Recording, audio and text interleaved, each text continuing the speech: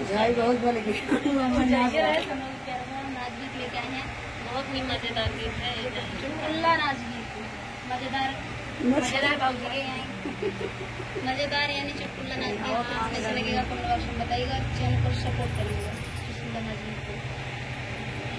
हम तू ही आया हमारे बारे बाल माँ, हम तू ही आया हमारे बारे बाल माँ, हमारे बारे बाल माँ, हमारे बारे बाल माँ, हम तू ही आया हमारे बारे बाल माँ।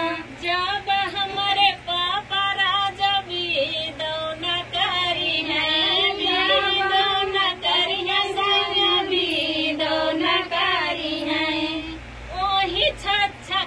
मचाया हमारे बारे बाल माँ, वही छाछा कर मचाया हमारे बारे बाल माँ।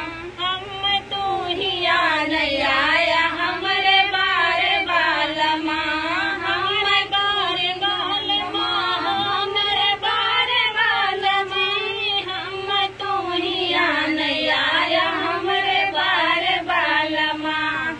जब हमारे चाचा राजा भी दौना करी है, जब दौना करी है राजा भी दौना करी है।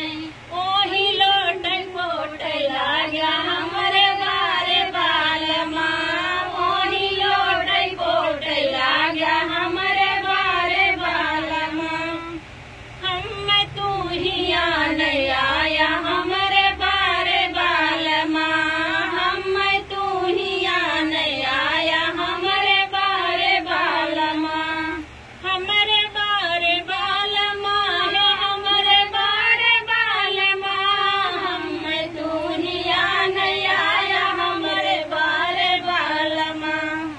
जब हमारे भैया राजा भी दौना करी है, भी दौना करी है राजा भी दौना करी है। वही छलवा बिछाया हमारे बारे बाल माँ, वही चलवा बिछाया हमारे बारे बाल माँ। हम तू ही आया हमारे बारे बाल माँ, हम तू ही आया हमारे बारे बाल माँ। तो फ्रेंड था चुटकुला नाच गीत कैसे लगा कमेंट बॉक्स में बताइएगा। फिर किसी ने बाय बाय दोस्तों।